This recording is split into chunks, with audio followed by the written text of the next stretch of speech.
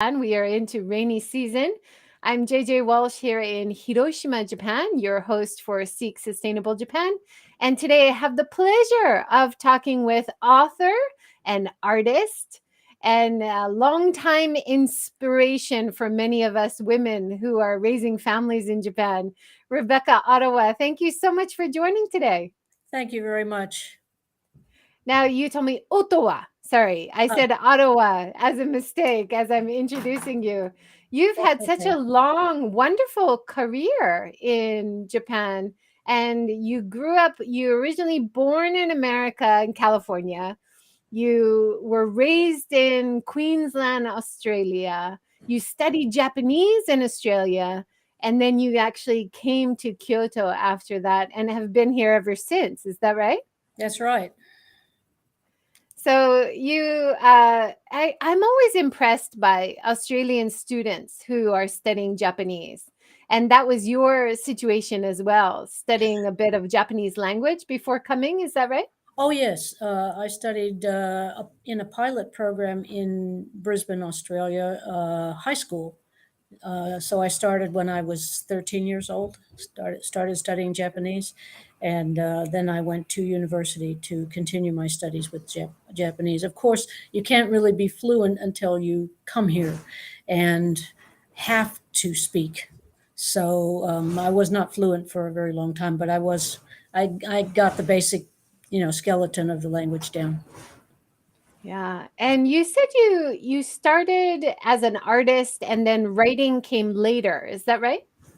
Well, when I was a kid, my mother encouraged me to write by encouraging me to read. And my dad was a commercial artist, and he used to always, be sketching stuff, and he encouraged me to draw. So I guess my parents encouraged me in my most, the core hobbies that I have, drawing and writing. Yeah. And like your writing, your art is also a real fusion of your Japanese insights and influence, as well as your maybe your Western influence in there as well. Do you feel like your art is a representation of your years in Japan, but also your influence from abroad?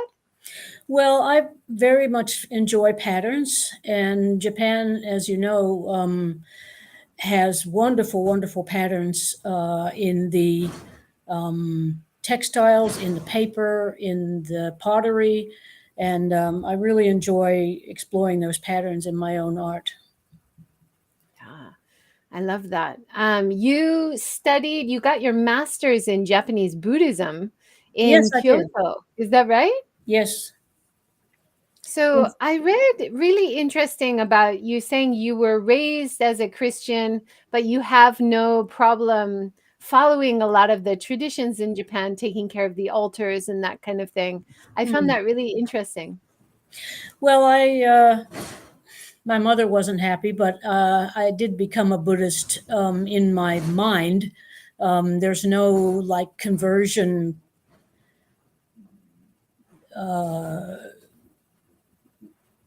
pattern that you have to follow, but as I was studying Buddhism, uh, which is not really something that you can learn from books, but fortunately, I had other experiences as well. And that prepared me for being a Japanese wife and having to do these not only Buddhist but also Shinto observances within the house. Most people who live in Japan know that Japan is a place where you aren't just one religion. They hop around among various religions depending on what their need is. And Buddhism in general is associated with death, reincarnation, and also it's a social thing. What temple do you belong to? All that kind of stuff, especially in rural areas.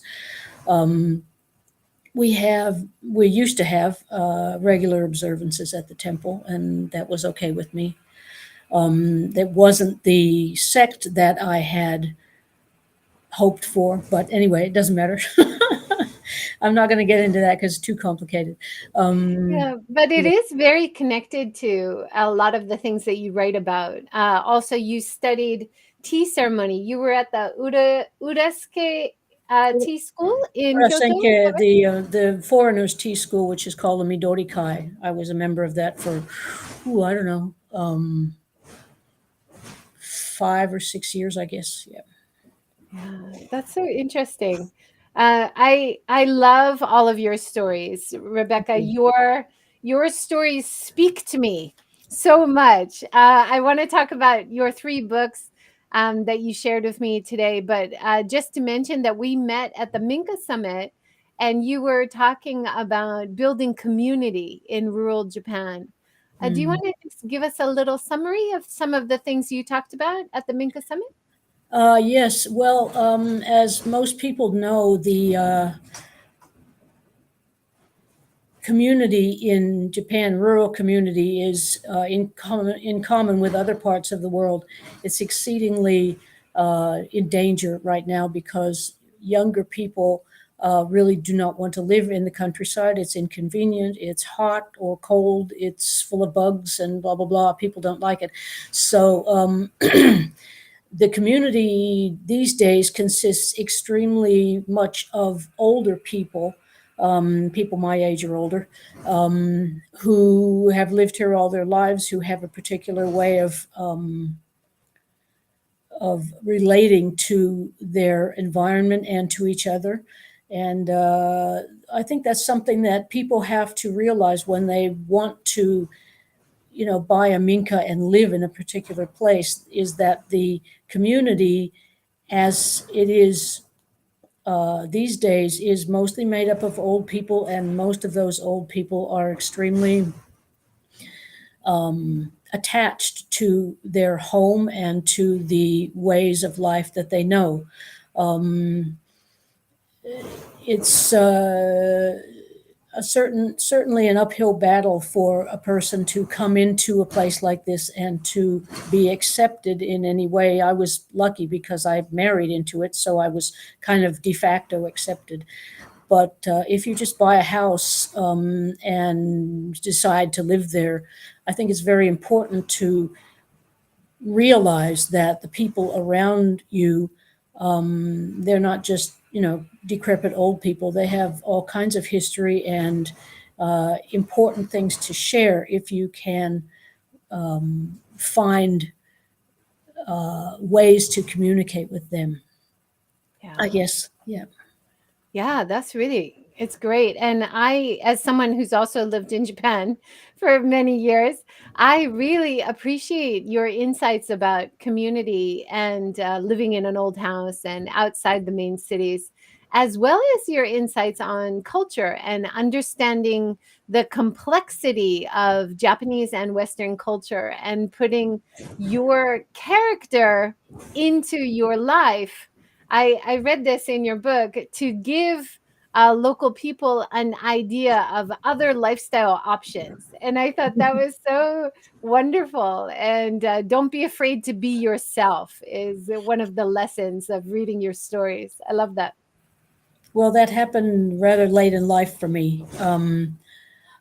While my mother-in-law was alive, I spent a lot of time trying to be somebody that I wasn't, trying to be, not the ideal, Japanese wife and blah blah blah. Um, there was a lot of pressure to fit in. I think my mother-in-law felt that I would be happiest. The more I fit in, the happier I would be. That's what she thought. And after she died, and I had a little bit more free time, I was able to explore what I wanted and what I felt was the meaning of this life that I lead. Yeah. It was kind of a long, tough road to get to there. Yeah. Yeah. Definitely. But now you're in an age and a position of authority in your situation as the top of the house. But like you mentioned in your book, that means you bathe last in the traditional bathing order in a Japanese house. Pretty So much. even though you have technically power as the mother or the owner, the head of the house, there's still a lot of duties that you perform, kind of thankless duties that you're expected to perform in Japan, right? Yeah, absolutely. Speaking of community, there are a lot of things that the women are expected to do. For example, show up at various cleaning places. For example, we have to clean our village hall, we have to clean our shrine, and that is pretty much women's job to do that. The men decide everything, and the women sort of follow along behind, picking up the pieces. That's it's so frustrating. I think I still rally against that, right? Like, Oh yeah, why just absolutely. me? Why is it only me that is asked to do these community things, you know? And trying to find the reason inside me to be part of doing the community things. And Yes, exactly. To reconcile it with your own idea that this is busy work. We don't really need to do it. Why can't we all just agree not to? But I realized that when we were doing the athletic meets, I realized that in Japan there's this whole thing of, well, I did it, then therefore you have to do it too. There's no spot at which you can cut it and say, okay, from now on, we're not going to do this anymore, because that would disrespect all the people who had done it in the past. And that's extremely frustrating. And not only for me, but also for my husband, who's much more involved in village life than I am. So yeah, it's the I say, why senpai don't you change kohai. it? Why don't you Yeah, just change it? You can't change it. it's the senpai kohai thing, right? Like Yeah, you go through all exactly. that So it's, I horrible mean, I'm not going to training. let you off just because you don't want to do it. I did it, so you have to as well. Yeah. Yeah. And I think we see elements of that in America and other countries too, right? Oh Like yeah. recently, there's going to be $10,000 given back as student loans. Oh And right. people who've already paid off their loans are saying, wait, I paid it off. That's not fair, you know? Well, So, yeah, but at the same time, you have to think, like, for example, think about the vaccine for polio. People who went through that disease and who, suffered because of that disease, and now suddenly nobody has to get it because everybody's vaccinated. And it's not that we're taking anything away from you, it's that, things, time marches on, things change. And I think a lot of the things in Japan, too, people are starting to very painfully realize that things are changing and that they have to change as well. Yeah. yeah, that's it's really important, and to keep progressing and not just assume that Japanese culture is like this, Western culture is like this. Hmm. Try to give people the benefit of the doubt. And I see that in so many of your stories, talking about misinterpretation, miscommunication, internalized resentment. You were told by your mother in law to scream inside your heart and keep it to yourself, right? Well, Um, that screaming inside the heart was something that I found.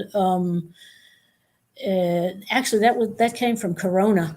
That came from COVID. It was some sign that I saw in Japanese. It said, "Please scream inside your heart," meaning that you don't.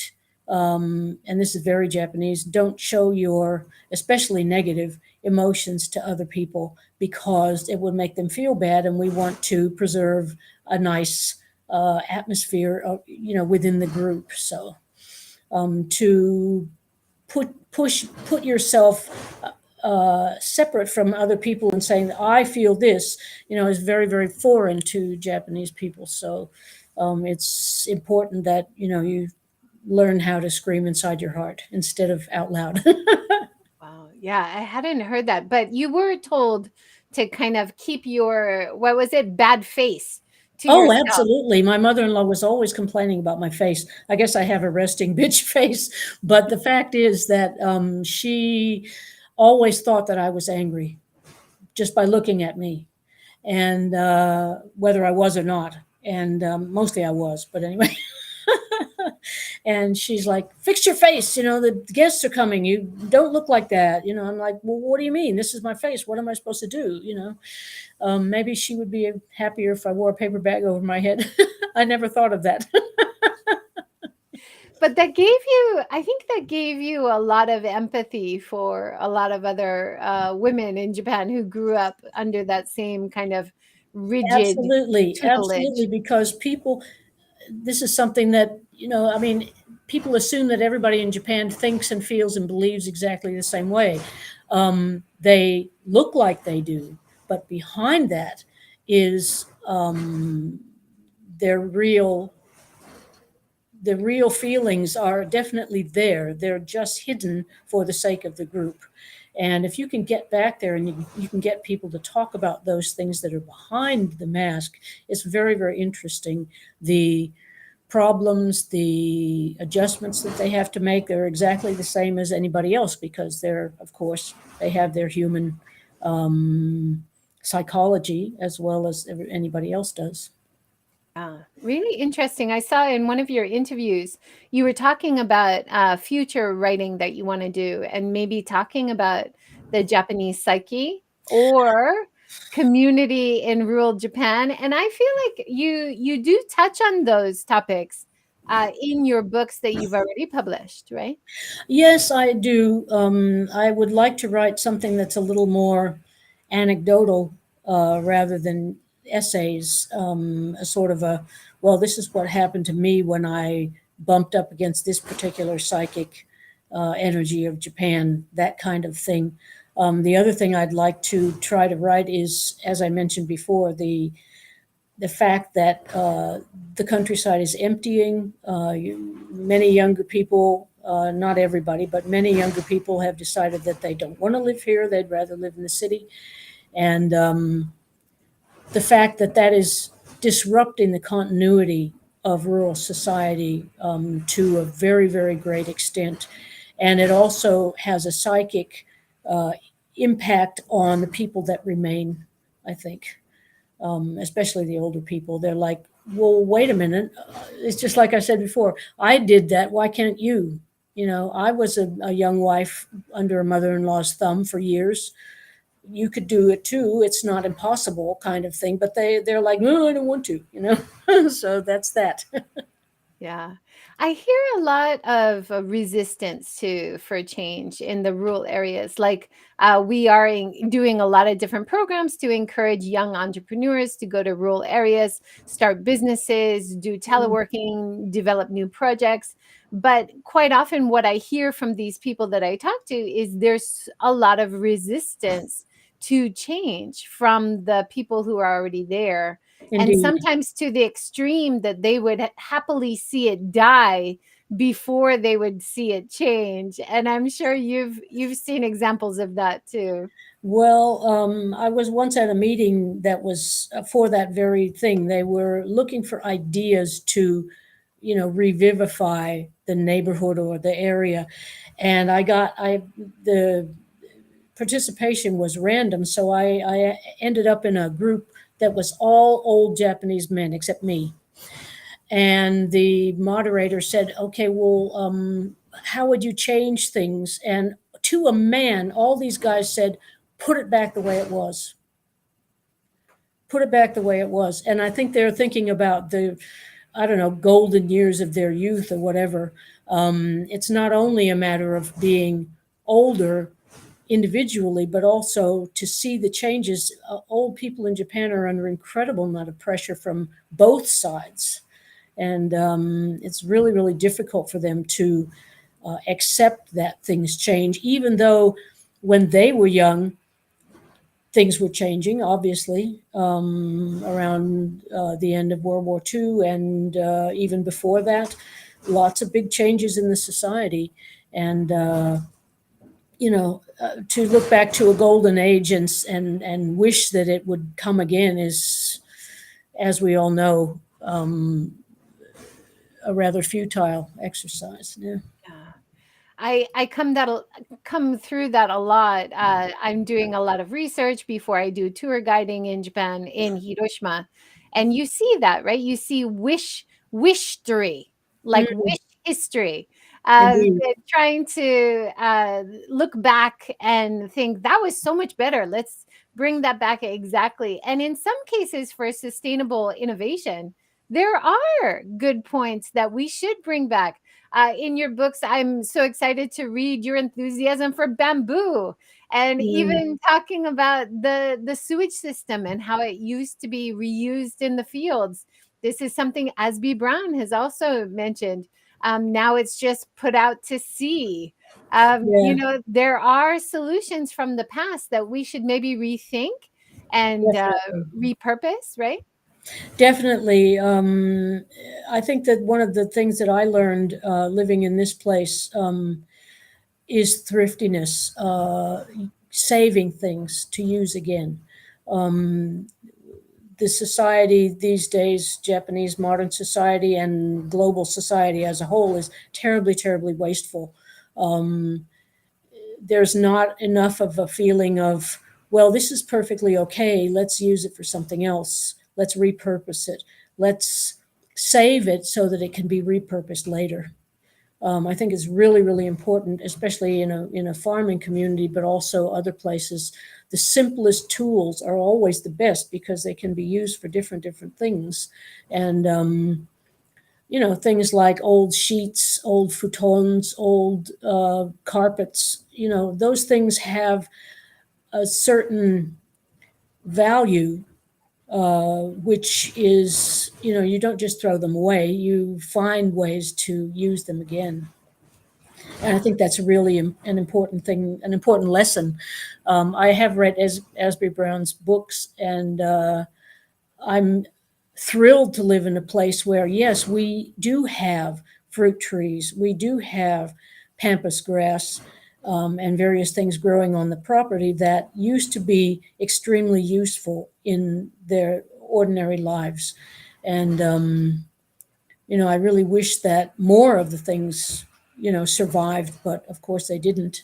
But my mother in law was always a very thrifty person. She wasn't a member of the stuff generation, as my husband and I are. You collect all these things around you, and in the end, you don't really ever look at them, you don't ever really use them, which is very sad, I think. Yeah. That reminds me of when I was talking with author Winifred Bird, and she did a beautiful book about eating wild in Japan.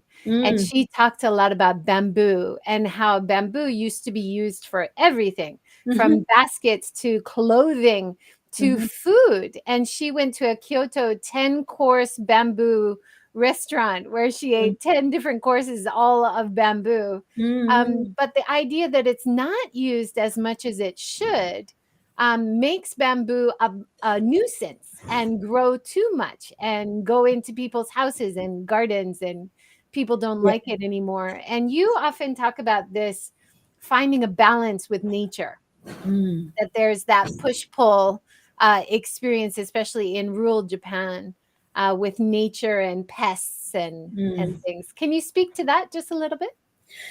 Well, I personally don't kill anything except accidentally. But I know people who make exceptions for this or that insect or this or that animal. I just usually just, if I see some sort of poisonous or dangerous animal, I just wait for it to go away, and they usually do. I mean, they don't want to bite you; they just want to continue with their lives, same as we do. So that's my own idea, but unfortunately not shared by very many people around here. And things like bamboo, I think that part of the problem is that the husbandry of, for example, bamboo groves and also the forests in Japan, there's really very little husbandry that of the wild places as there used to be. And one of the reasons that, for example, there's not so many forest mushrooms anymore is that the undergrowth is inhibiting the growth of the mushrooms. There didn't used to be that much undergrowth because people would go in there and cut it. They would say, okay, we want the mushrooms, so therefore we have to do this. That kind of knowledge is disappearing rapidly, and I think it's a real shame. That's really interesting, isn't it? How when we make some choices to improve things or make things more efficient, and actually it throws nature off a little bit, and Yeah, we exactly. lose what we were trying to protect, right? But Yeah, then it happens all hopefully the we'll time. readjust. Mm. Yeah, you have to, learn what you can sit on and what you can't, I guess. Yeah. Yeah. You have this great section talking about nature in your book here, at home in Japan, on page 93, about pests. And when you say anyhow for myself, that part, could you just read that? Because when I ask people about moving to rural Japan, I've done a few Twitter polls. And the number one reason people say they cannot even consider moving to the rural areas is insects. And I was really amazed to hear how you are living as much as possible in balance and harmony with your insect neighbors. And I really like that part in the end of page Okay. 93. Yeah, can you read it? Okay. I can see it says, anyhow, for myself. Yes. Anyhow, for myself, I am grateful that life in the countryside has accustomed me to most of the manifestations of nature. I think camaraderie is better than fear and loathing, and living here, I've been able to cross most creatures off my fear and loathing list. By the time I die, I hope this list will be a blank, and I will have learned to embrace every part of life on this planet in friendship. Yes, well, Is I that guess still so. true? You wrote that 10 years ago, right? Yeah, well, I've been working on it, and I think that, like, when my son and his family come here, one of the biggest things they say is, "Oh, there's so many bugs, bugs, bugs, bugs all over the place." And I try to say to them, "Well, look, that bug." I try to get them interested in the bugs. Yeah, and say, okay, well, this bug eats this, that bug eats that. These little bugs are around, but they don't hurt anybody. Let's just leave them alone, instead of saying, oh, we have to spray, we have to do this, we have to do that. Of course, it's very disconcerting to come upon, for example, a centipede in your house, or a large spider. I have had many experiences with those, but even now, my own feeling is those creatures suddenly appear, and it's like, okay, they're malevolent. No, they're not. They're just living their lives, and they somehow ended up in a place where we can see them, and they want to get away. They want to go. They want to run. So, they're not appearing in order to bite you or in order to make your life miserable. And especially things like big spiders. I mean, when you think of the connections, because big spiders, they eat cockroaches. And, there are a lot of those kinds of little connections that you can make, and you think, okay, well, go on and go and eat the cockroaches. just get out of my sight. I don't want to look at you, but I don't mind if you're there, kind of. Nah. Yeah. And And I try to remind my kids that centipedes are really good for the garden. So if we can get them outside, get them away outside. Yeah, from us. yeah. I hardly ever see them inside, myself. I do see them in the garden or in the rock piles and things quite a lot, but you Yeah. just kind of go, oh, a centipede. Okay, well, you just go over there. Luckily, we haven't been stung either. So hopefully that philosophy is working. Let's switch gears a little bit. Now, one of the things I love about bugs, far as I've been in Japan, is how there is that fascination with insects and There kids is. There catching is. and keeping them in boxes and learning about them and beetles and things. Now, Yeah, you there you certainly wrote is. a great children's book. Tell us a little bit about My Awesome Japan Adventure. Okay. Well, there is a. I do remember illustrating one thing to do with bugs, but what this is, when I did At Home in Japan, the publisher was very taken with my illustrations, which were originally in color, and he said, the publisher said, "Why don't you try doing a children's book?" And we kicked around a few ideas, and we ended up with this idea of a fifth grade American boy going for a homestay to a rural section of Japan, and learning various things about Japan and differences between the United States and Japan. And that's how this book came about. And I really enjoyed it because it was a lot of fun. I really, really love drawing as much as I love writing. So I had a ball designing each page and figuring out what to do. Fantastic. It's really fun, and it talks about learning the language. It talks about things that kids are really interested in, like ninja. They were not assassins; they were spies. That kind of thing. I love it. Yeah, there's the of course I had to talk to the publisher about layout, and also which topics would be suitable, because as you probably noticed, most children's books about Japan that are available talk about Tokyo. And I wanted to write something that emphatically was not about Tokyo, because Tokyo, wonderful as it is only one part of Japan. And these kinds of, like, for example, I had did a spread on the rice harvest, and how the dad of the house had to go out in this machine, and what kinds of things were involved with things like that. Um, a lot of stuff that couldn't be experienced in Tokyo. For example, rural school, uh, primary school that this boy ended up going to along with his homestay family children. And there's a lot of it was a lot different from anything you'd come across in Tokyo, and I think that it worked really well that way, to give people an idea of, well, this was based on my own experiences more than anything else, probably, I would say. The sort of things that I found weird, the sort of things that I found interesting, ended up being in the book. So, Yeah, and you raised two boys of your own, so yes. you know a lot about a lot of the things that you talk about, how to play karuta, the New Oh, Year's yeah, we card games. still do that every year. So it's not just Pokemon and the anime manga scene and Disneyland when kids come to Japan. There's Yeah, more. exactly. There's more to enjoy, right? Yeah, exactly. And, for example, when my grandkids were here, we were playing the game that's called 100 Poems, 100 Poets, one poem from each poet, which is thousands of years old and is still played at New Year's.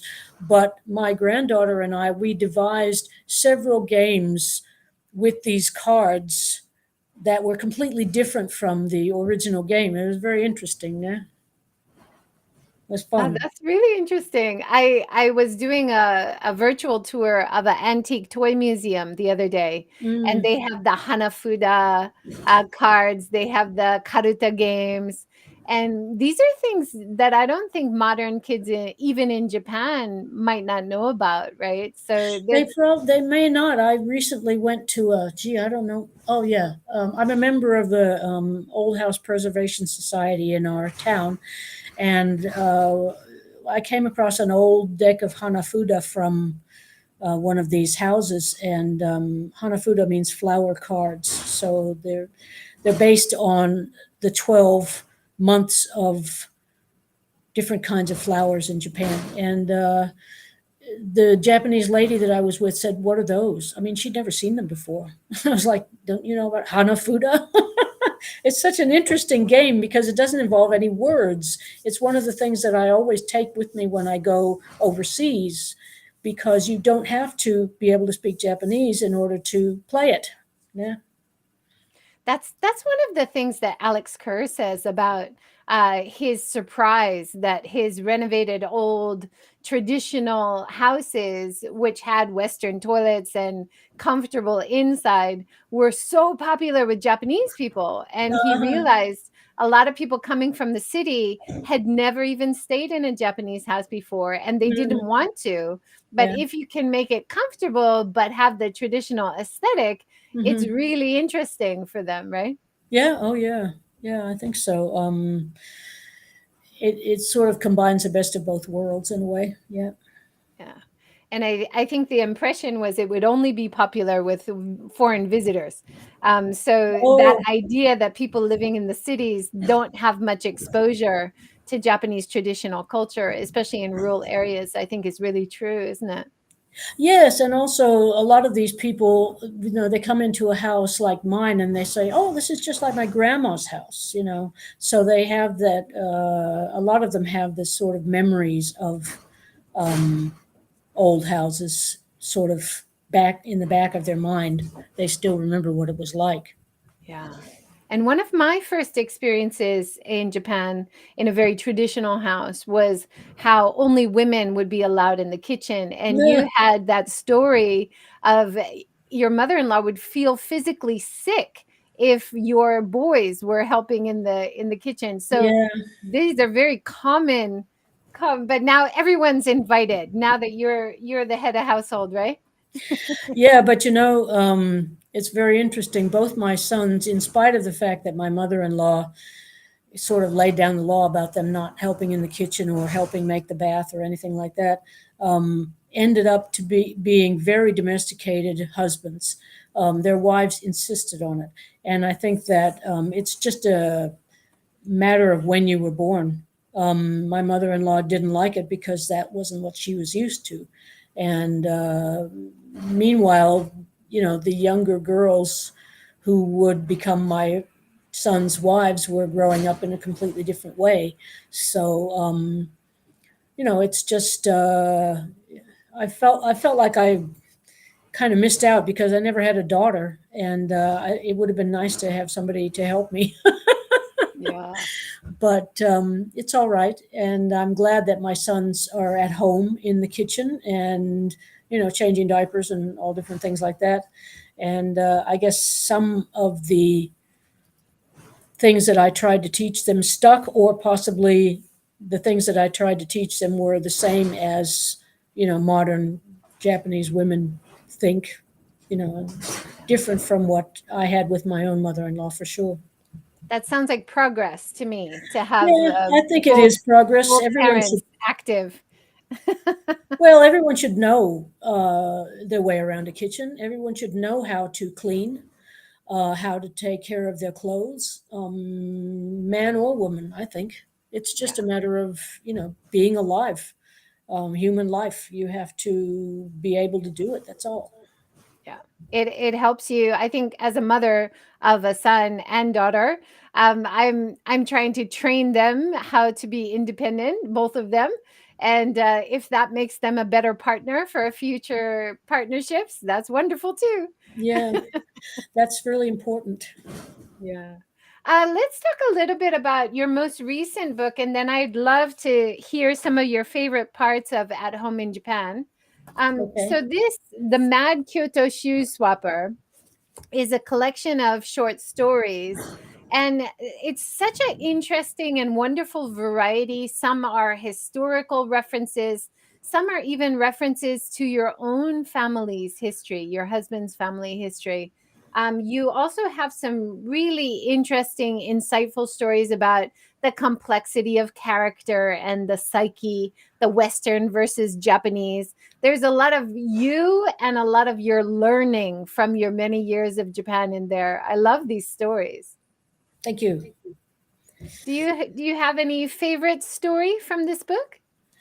Well, I'll tell you the story that I started off with. The very first story in the book was Rhododendron Valley, because I heard about a man who had committed suicide because he could not afford to pay his doctor bills, and he didn't want his family to be saddled with all these doctor bills. And I thought that was really noble of him to do that. Um, Yeah, that there's was from a kind of a village story that my husband told me. So and so, he died in a certain way, and that's why. And I thought, oh, what a great short story that would make. So I started to write it. Yeah. yeah. And the complicated feelings of guilt and things that you have to do, obligation in Japanese society. You've incorporated a lot of these into the stories. about how people are suffering through in silence quite often. Yes, indeed. I remember the story about the Valentine's Day, where the Japanese woman, she thought that she was terminally ill, and she wanted to make certain arrangements for that with her family, and it turned out that she wasn't terminally ill at all, but at the same time she had a certain relationship with a foreign colleague at work, and she felt this incredible pressure to do certain things because she thought that she was going to die, and she never told anybody. She never even went to the doctor, and she's like, "Oh, I really, really need to get these things done before I die," but she wasn't dying. I think that that's a very extreme example, but I think that a lot of Japanese people suffer in silence because that's the way they're brought up. They don't talk about things that bother them. They don't talk about their problems to anybody, really, unless they have a really, really close friend or something like that. They don't just kind of say, "Well, I have all these problems." They kind of, try to just keep calm and carry on, as the saying is. Yeah, that's true, isn't it? Um, it was really interesting for me. I think one of the stories that I found most powerful was about your own family history and finding out that that was a true story. And you were actually married on the day of that festival, right? Yes, it was that there was a trial by ordeal that happened about 300. Actually, they just had the 400th anniversary a little while ago. 400 years ago, my family and another family were involved in this. I guess in the West, it would be a single combat. They chose representatives, and these representatives would have to do something that would result in one of them winning or losing, and the ramifications of that. And it was very interesting to write because I knew the bare bones of the story, but to flesh it out as a fictionalized account was really extremely interesting, and I got to know those people a lot better because of that. Yeah. Yeah, and you feel that as the reader, like you get to know them as people that really lived, not just historical figures written with names and dates in a book, which is Mm-hmm. often the disconnect with history, right? Yeah, it is. And even though the people in the story were mostly men, you can always feel in the background the power of the women, the power of the protagonist's mother, for example, and also his wife. You could tell that it was important that for the men that they get the women's consent for what they had to do. They were like, please help me with this terrible thing that I have to get through. I need your support. And the fact that the women, even though they were in the background, did support their men. I think that that's a thread that runs all through Japanese history. There are various famous women who were wives of famous men who, the famous men couldn't have done whatever they did without these women. And I think it's incredibly important to remember that in the light of the gender inequality that we see all around us in this society. Yeah. And we know these stories from other countries, right? But the thing that I'm trying really hard to do as I work in tourism is to bring up the names of some of these women who are so absent and missing through Japanese history. We need to say what their stories are and give them a place. Uh, Yeah, exactly. For example, this protagonist's wife, I said to my husband, doesn't anyone know what her name was? And he said no. And he showed me the old records of what do you call it, the family trees. And the men all had names, but the women were just labeled woman. When a girl child was born, she became woman. Woman, woman, woman, woman, woman, somebody's name, woman, woman, somebody's name, woman, woman. It was really awful, in those days. Well, of course, in those days, people didn't have surnames either very much. This whole idea of having to have a given name and a surname is quite recent in Japan compared to their history. So I guess it's normal, but I was quite shocked to realize that none of these women, except for the really like noble women or daughters of famous people, they didn't even have names that could be written down. Maybe they were called something in the family, but they didn't have an official name. Yeah, that's incredible. I didn't Yeah, think of it really. like that. Yeah. That's why it's so hard to find their Yeah, names. that's one of them. That's one of them. Yeah. Now, you have a favorite part of At Home in Japan that you wanted to read for us? Well, I had been preparing something, and it's in the last part of the book, which is about what's that part called? Excuse me, wait a second. Oh, it's called Changes, and this part is I was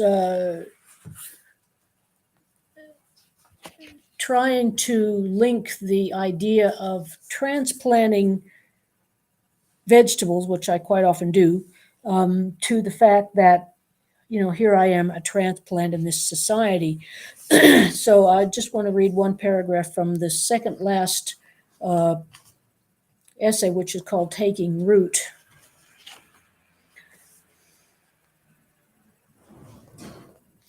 Okay, if you want to look, this is on page 150. Just trying to figure out where to start here. Okay, let's start from this paragraph. It's true that for us, as for every other creature, death waits. Our unique situation is that we know it, and this is the black motif in the sand painting of our day-to-day experience. But the other colors, the designs, the complexity of our lives, the brilliant flare before the dark, the dance over the abyss, all these come from choice. This is the other side of the coin of consciousness: to see beauty or not, to create or not, and ultimately to live and die gracefully or not. The night is coming, but our choice can be the beautiful sunset. It was choice that transplanted me. Personal choice has a size, it has limits, which are imposed by society, by upbringing, by character, and by the very choices which came before. Every choice can be as small as next door or as large as across the world. Looking back, I can see the choices made by myself and others that led to this present life, so far away from the one I knew as a child. The circumstances that brought me here to Japan are infinitely more complicated than the transplanting of the onions. Yet I like to imagine that in some way obscure to my limited vision, it was some universal hand that dug the hole and settled me into it and patted down the soil around my fragile roots. Probably only those who have elected to be similarly transplanted could fully understand the pain, the difficulty, the complexity of the period of acclimatization which followed. And we are a small band, we transplants, a very small percentage of humanity as a whole.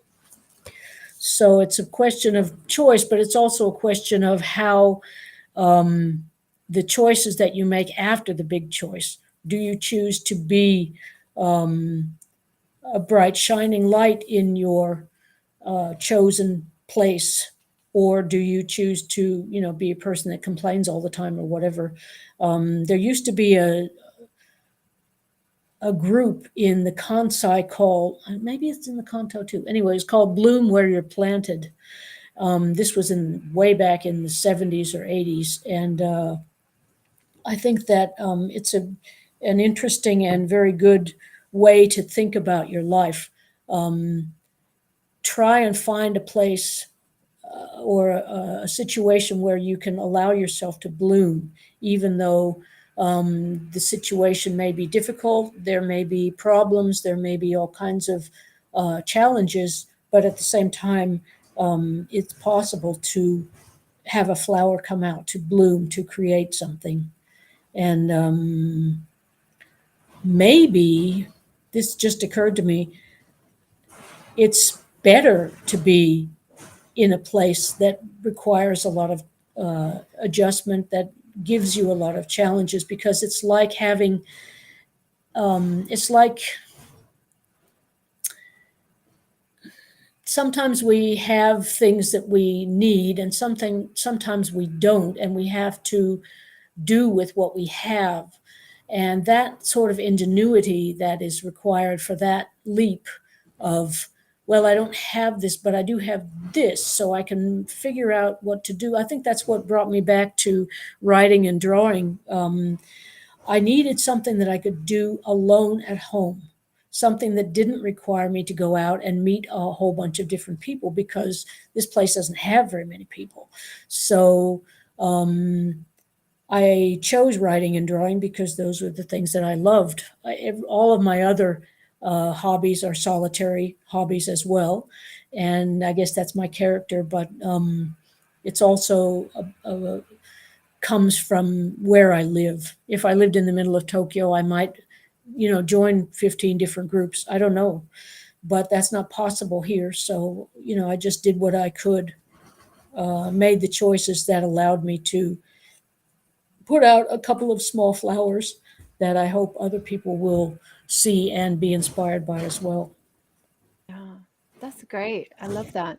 I also that reminded me of when you're talking about self-worth, and is your self-worth a judgment of how much you accomplish? And No. in your book, you're talking about before going to bed each night, thinking about how many things you accomplished, and then you advising people just try to enjoy your life too. Don't always think about, did I accomplish all my goals all the time? Just sit and relax.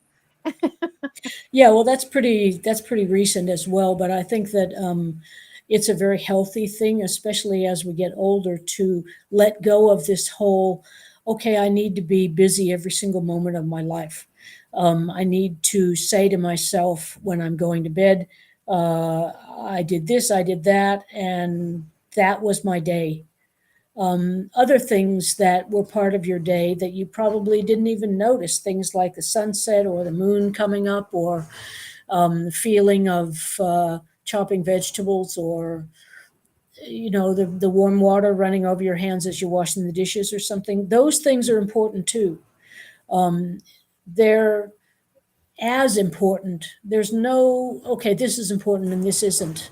I remember Mark Twain in Tom Sawyer. He said, work is something that you're obliged to do, and play is something that you're not obliged to do. That's a little bit simplistic, but in a way, it's true, because we make our own obligations quite a lot.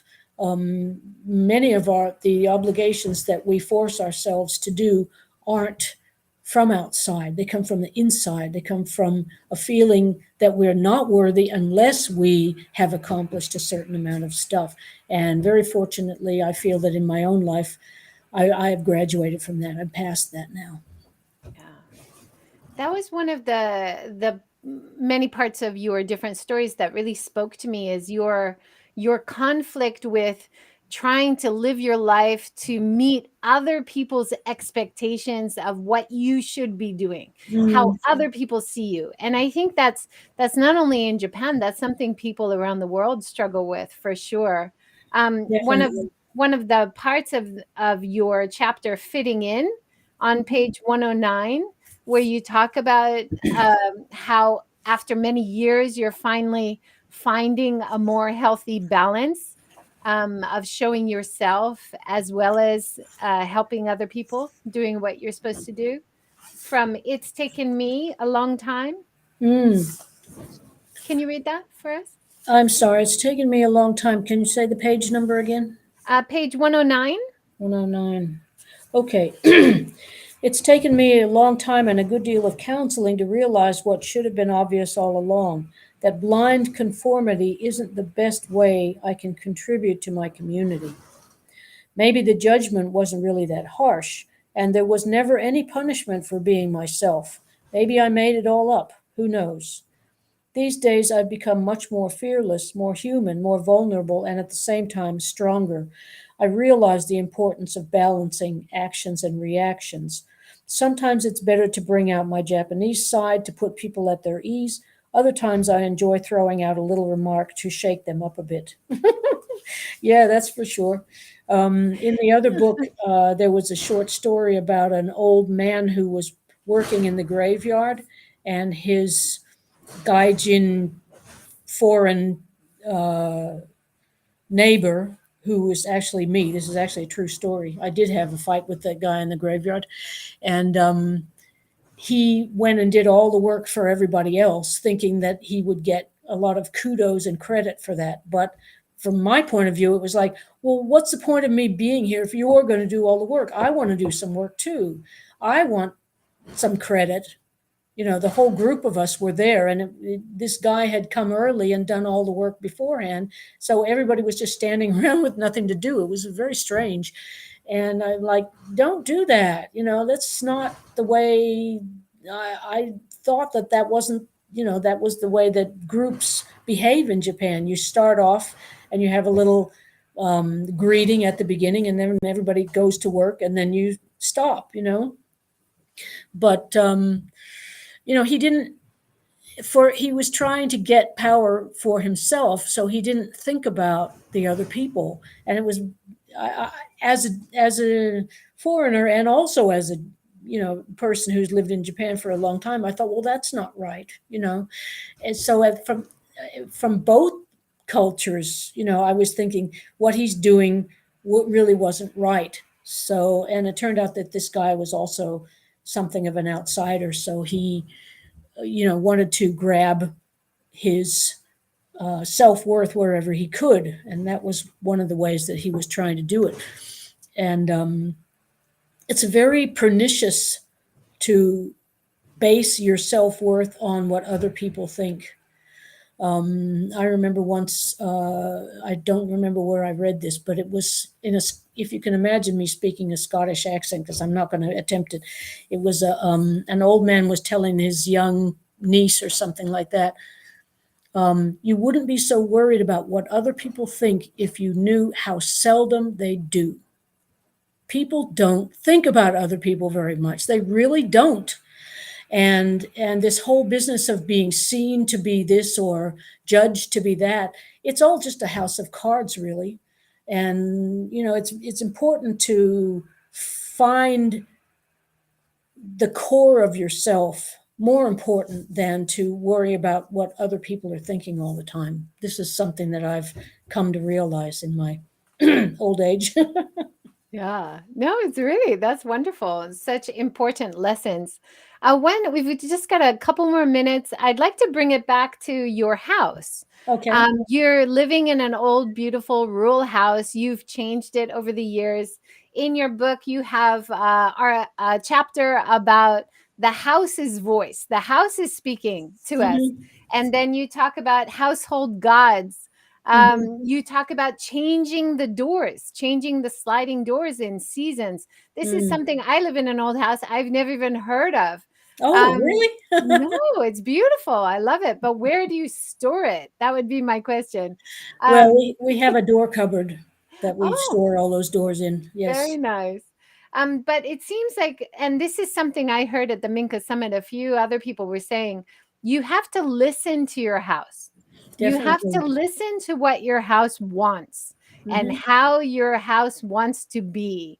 How have you been listening to your house over the years and living together in harmony? Well, I kind of, in a way, I learned this from my husband. Whenever something big would happen, like for example, let's say we have three storehouses and one storehouse, which is two-story, and the second floor of it, we wanted to make it into a library because that was the safest structure from the point of view of roof leaks.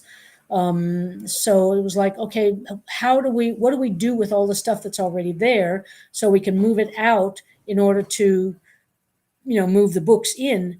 And my husband sat in front of the family altar for a long, long time, asking, sort of, not asking, but just kind of putting out the idea, what do we do? And he did get an answer, and he said, okay, the house says that we have to move some stuff out of the second floor of a different storehouse in order to move that stuff in. And we sort of moved it around. It's a little bit like a Rubik's cube, our house. And one place, there's never any really empty space. There's a lot of stuff everywhere. So we have to figure out where one bunch of stuff is going to go before we can use the space for something else. And that kind of thing, the house will definitely tell you. And also, uh, over the last couple of years, we've done a lot of sorting and tossing. And I have always said to the house, I really, really need some advice. What do I keep and what do I throw away? And it definitely gave me some ideas about that as well.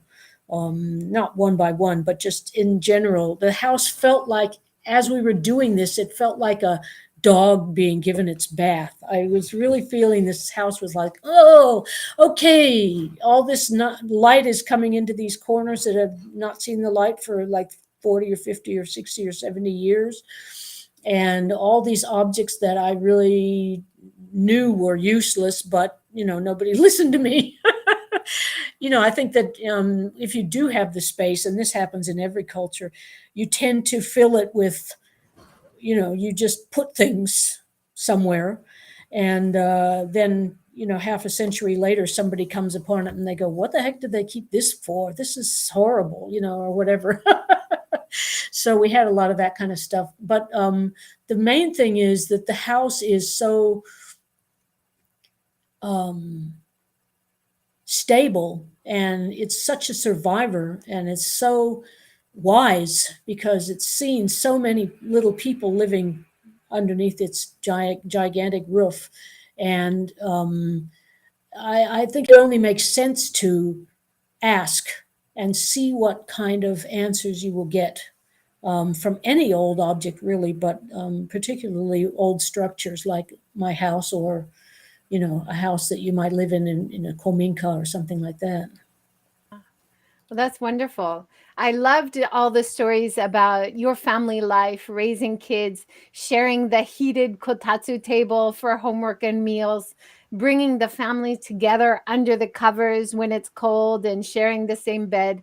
There's so many wonderful ways that your house has influenced your life in Japan, and I Definitely. could really connect with that. Yeah, definitely. You can label it as, old fashioned or whatever, but a lot of those old fashioned things really, really were very valuable, and it's important not to put them aside simply because they're old or people don't do that so much anymore or whatever. You have to feel the energy of what you're doing, and see if it matches, the energy of what you want your life to be like. Yeah. Thank you so much, Rebecca. It was Thank wonderful you. talking with you. And thank you so much for all the beautiful writing that you have done and are continuing to do.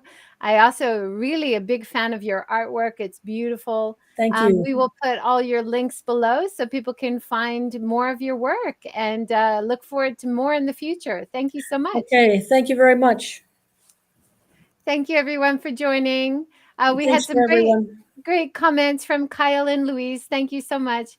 And join us again tomorrow. We're talking with Jessica Cork in the US, and she's talking about the Peace Bell, which made its way from Japan to America, back to Japan. And now President Carter has a replica, and they're trying to do a Japanese Peace Bell Tower. Mhm. So that's a really interesting connection between America and Japan tomorrow. So please join us again.